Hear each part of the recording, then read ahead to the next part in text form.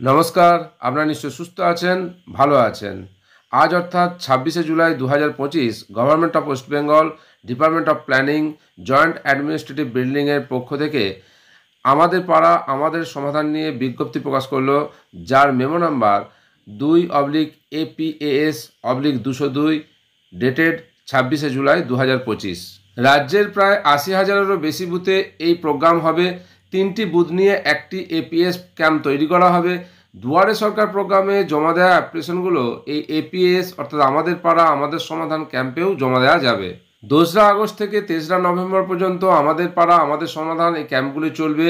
রবিবার এবং অন্যান্য ছুটির দিন ছাড়া সমস্ত দিনই এই ক্যাম্প খোলা থাকবে। মূলত 15 ধরনের কাজ করা যাবে এই প্রকল্পের আওতায়। এগুলোর মধ্যে রয়েছে নিকাশি নালা নির্মাণ বা সংস্কার, পানীয় জলের জন্য টিউবওয়েল বসানো, পাইপ লাইনের মাধ্যমে জল সরবরাহ, জলের ট্যাঙ্ক বসানো, রাস্তায় আলো বসানো, কমিউনিটি টয়লেট তৈরি, অঙ্গনওয়াড়ি কেন্দ্রের ছাদ মেরামত, খেলার মাঠ নির্মাণ, বাউন্ডারি ওয়াল তৈরি, প্রাথমিক বিদ্যালয়ের ভবন রং করা, শৌচাগার মেরামত, পুকুর সংস্কার, বর্জ্য ব্যবস্থাপনার ব্যবস্থা, কমিউনিটি শেড তৈরি, বাজার বা বাসস্টপে আলো ও ছাউনি বসানো। এই তালিকায় রয়েছে এমন সব কাজ যা স্থানীয় মানুষদের প্রতিদিনের জীবনযাত্রার সঙ্গে যুক্ত এবং তুলনায় কম সময়ে কম খরচে তৈরি করা যাবে।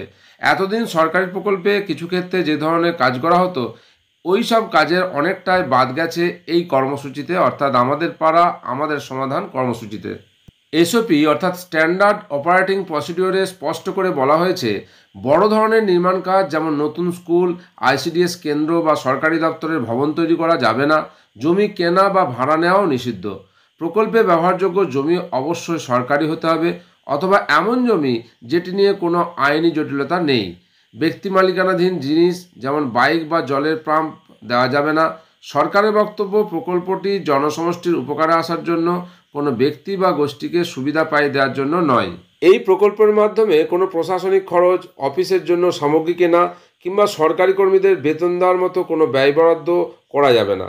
তাছাড়া কোনো আদালতে বিচারাধীন বিষয়, প্রশিক্ষণ কর্মশালা বা সাংস্কৃতিক অনুষ্ঠানের জন্য কোনো বরাদ্দ থাকবে না এই কর্মশালায়।